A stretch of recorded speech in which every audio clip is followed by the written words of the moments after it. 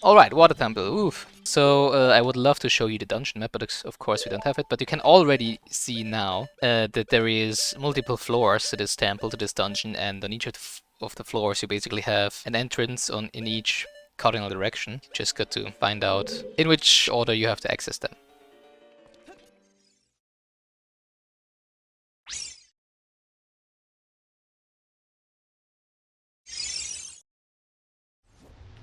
At first you might think, oh wow, I mean the water level is up here, how should I access the lower levels right now, so it's easy, right?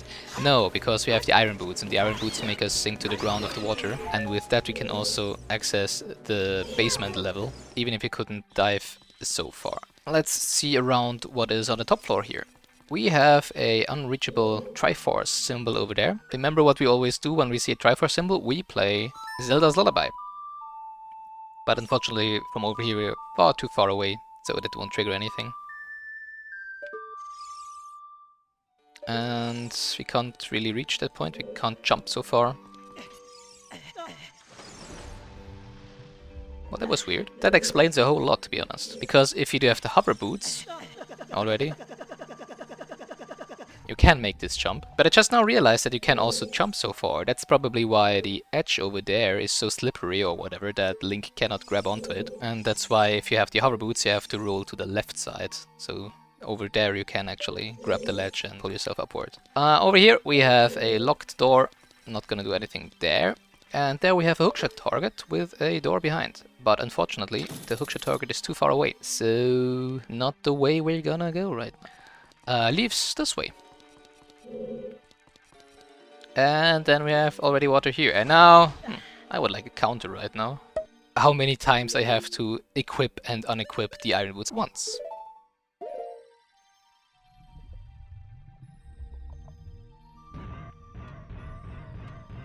So here we have a locked a quick push or pull. Before we move that, let's see if there's something around the corner here that we can't reach after we move it, probably. Oh yeah, as you can see, once we're on the water, the only item we can use is the hookshot for some reason. We cannot swing the sword, we cannot shoot arrows, we cannot play the ocarina. Well, that makes sense, I guess. We cannot use a hammer, we cannot use bombs, of course, makes sense. And also no nuts. I guess the hookshot is pressurized in a way that it also works underwater, I don't know. So, let's try pushing this. That doesn't work, obviously. The problem is, of course, if you pull it back, if you look at the color on the ground and also these lowering here, we will not be able to pull it further in this direction. So the only thing we can do is pull it over here and then probably push it from this side into the niche behind here.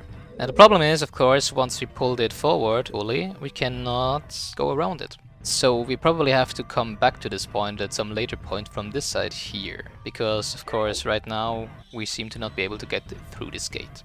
We can of course try to just pull it out just so far that we can still get through here. But that doesn't do anything because we can still not push it in this direction. So yeah, we'll just pull this out. Then we're probably gonna come back.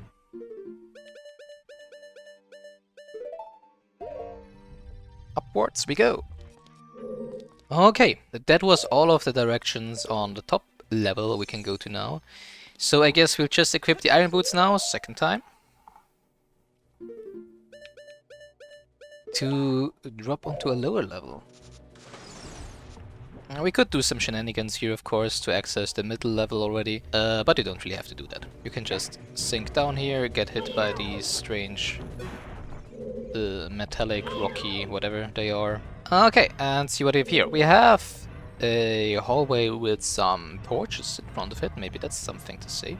Then we have another hallway right here, a locked door that we cannot access. Another blocked hallway. We either have to push the block from the other side, or as you can see up there, there is this floating platform that probably moves down once we lower the water level. So then we maybe can push the block from this side as well. And over here we have another hallway that we can access. So that's all four of them, right? Yeah, over there there's the one with torches. So let's first go into this one. Doesn't really make a difference. Can I just hookshot up there? Then I don't have to unequip the iron boots. I can. And as you can see, of course, on the other side there we cannot grab the ledge and pull ourselves out of the water because of the spikes. Well, there's more pyramids than spikes, but yeah. And again, the hookshot target is too far away. Maybe we need a longer hook shot, hmm? Let's try just getting out of the water over here. He doesn't even try. I guess it shouldn't really be a problem to get through these huge spikes, but, well, video game logic. So for the third time, we're gonna equip the iron boots. Go back into the center room, and unequip them again. You see why people were... and equip them again. Fourth time. You see why people were really happy when they implemented the change that you can quick equip and unequip the boots with the D-pad. So let's go to the one with the torches. See what this one has in store for us. Oh, it's Ruto, I guess. Oh, you, if I'm right, Gilga? Well, yes, it's me, honey. I've come all the way through space and time just for you. You're Gilga, aren't you? Well. Oh yeah, are you actually the only one recognizing us? No, the Runia also recognizes us, and Saria also did. I guess the sages all are wise enough to recognize us. It's me, your fiancée, Ruto, Princess of the Soras. Yeah, I remember. You became quite a woman. And he's still taken aback. Wait, what? Fiancé? What? What happens? You still have to remember, I mean, he is now in the body of an adult. I think, as I said, he's around 16 years old, I think, or maybe 18 or whatever. But he still has the mind of a child, because he just slept through these 7 years. He never had any experiences that he would have in these 7 years between whatever age he was before and what he is now. So he basically slept through all of his puberty. So he probably has quite some mixed feelings right now, seeing her like that. I never forgot the vows we made to each other 7 years ago. Wait, what vows? Well, I never said anything. I literally can't speak. You were just the one saying. But okay, I don't mind. I mean, I don't really know how it works between a Zora and a human Hylian, but I guess they could make it work, right? You're a terrible man to have kept me waiting for these 7 long years.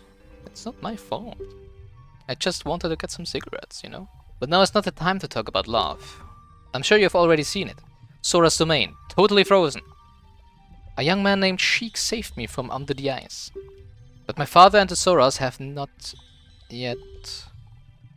I want to save them all. I want to save Sora's domain. Oh, and that's why you let me save them, or what? You have to help me. Yeah, of course. This is a request from me, the woman who is going to be your wife. Wait, we're not married yet. It's... well, okay, it's already... okay. Gilga, you have to help me destroy the evil monster in the temple. Okay, you can really see that it's a 90s game, right? Well, it's actually pretty... it's kind of carried over in the Nintendo games, right? I mean, of course they started, like, let's just say, emancipating more female characters, like Peach in Mario Odyssey, when she kind of turns the tables and tells him, I'm not gonna marry any one of you. Still, it was just the theme of that time, that it's always the hero, the male hero, the white-skinned male hero that has to rescue some damsel in distress, right? Ugh. It was a different time. It's funny because for me, of course, it's my childhood, and for probably many of the viewers nowadays, they weren't even born then. Well, I sound like my parents. Well, I am old enough to be a parent myself, so... You have to help me destroy the evil monster in the temple, okay? You can just nicely ask, but of course I will do. So, inside the water temple there are 3 places where you can change the water level. I'll lead the way, follow me quickly.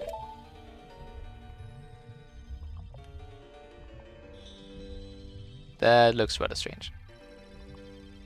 I mean, Soras are like literally made for the life in water, right? So they should probably swim a little differently than a human toddler would.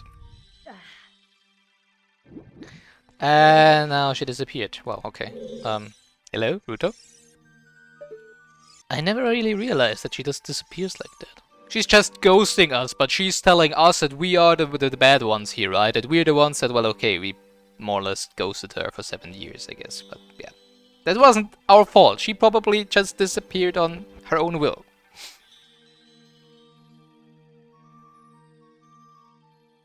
Navi doesn't have to say anything, she just does a little beautiful green light. But, as I said, whenever there is a Triforce sign, we just play Zelda's Lullaby. And watch what happens.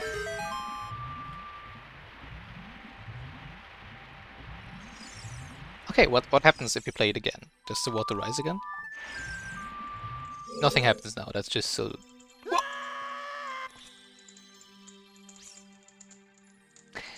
And exactly that is the reason why this temple is so messed up.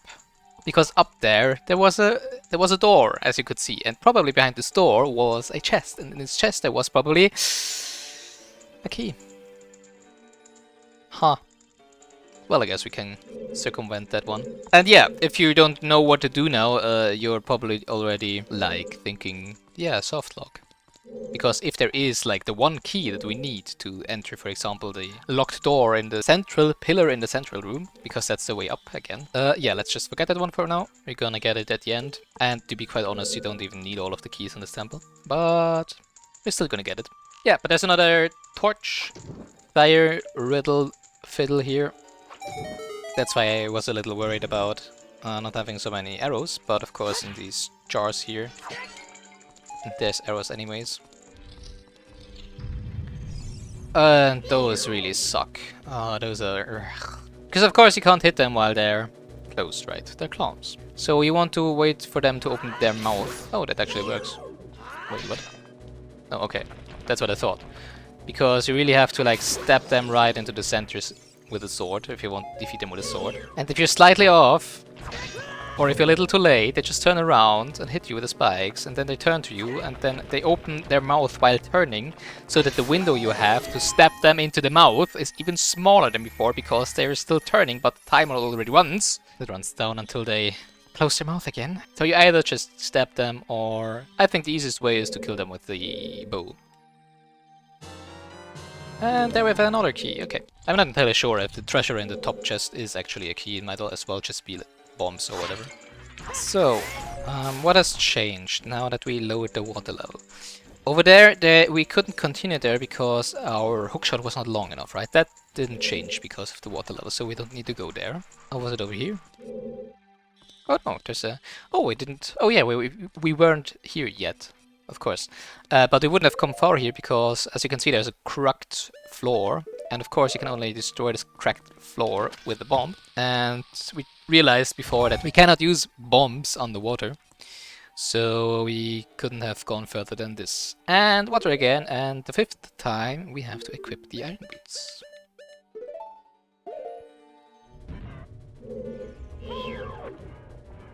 What does Navi have to say about those? Shell blade. Its internal muscle is its weak point.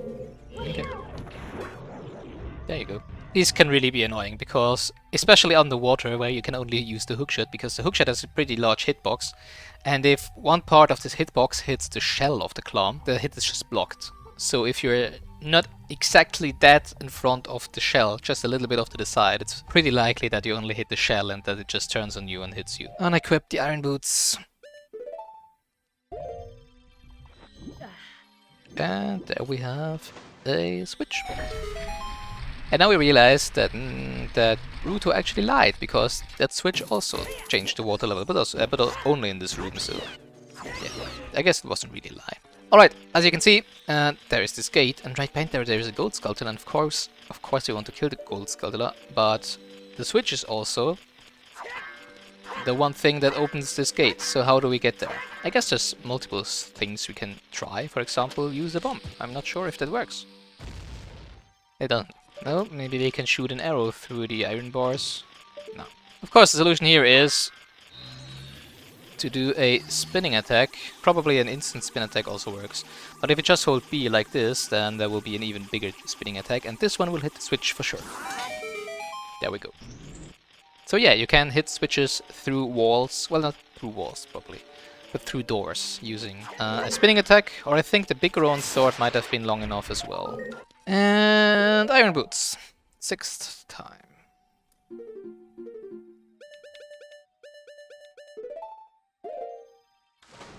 Are you already being annoyed by it? You also can't steer while sinking, so you cannot really already go into the direction you want to go. We do have a key to go there, but that's of course where we want to go last. First of all, the water level didn't change 2nd time when we played Zelda's Lullaby again, right? So That's because at this specific point there always just lowers the water level to the basement level. It's not as if there were 3 points where you can change the water level to a level that you want, but instead it's just a fixed water level, and there's 3 different heights: basement, first floor and second floor, and one of the points where you can change the water just renders the water level to a fixed point of those. Which means that I'm not entirely sure if you can skip one of them. You can probably skip, like if you want to go from basement to second floor level immediately, I think you can do that if you can reach the point. And also the other way around, if you want to go from the first level to basement level, you can do that. But the problem is, I think you cannot reach the first point where you can lower the water level to the basement floor if the water is not in the second floor level. So if you forget to do something while the water is on a given niveau, like we just did, then you have to cycle through all of the water risings again until you're at that point again. So that also further complicates and makes this temple tedious. So we pushed in this block from this side, and now we reach this hallway here.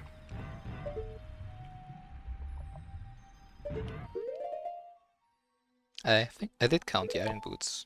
Did I count the iron boots? Oh, we didn't equip them. Yeah, of course, we were just walking on the floor all the time.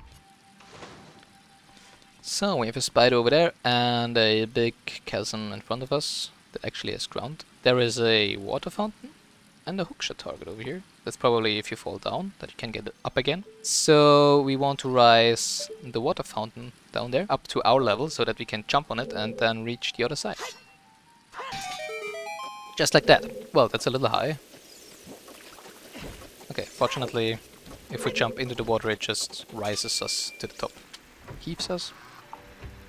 Now we have water with some stream. So if I jump in here now, it will just push us in a circle around the room. And let's just 7. Equip the iron boots. Now, of course, we're heavy enough that the water doesn't push us around. Oh, and there's actually a switch in the mouth of that dragon, I guess. Which opens the gate behind there. And if we try to reach it with unequipping the iron boots, this is pretty hard because, of course, the water flow is still there. Okay, but, well, it's not as hard as I thought it would be. So, yeah, let's just do it like that. And I expect there to be another key. Yeah, here we go. Yeah, I probably should have taken care of these clams, because now I cannot really defeat them from up here, right? I do have to equip the iron boots. 8th time. Sink to the ground and hope that they give me a window in which I can actually attack them without having them interrupting my targeting all the time. Which is easier said than done. That's what I meant. The window you have when they're turning around is pretty small, because the timer starts when they're still looking to the other side. I cannot see anything. Come on. Alright, there we go. Yeah, but the switch to open the gate was up outside of the water, so up we go! 9th time.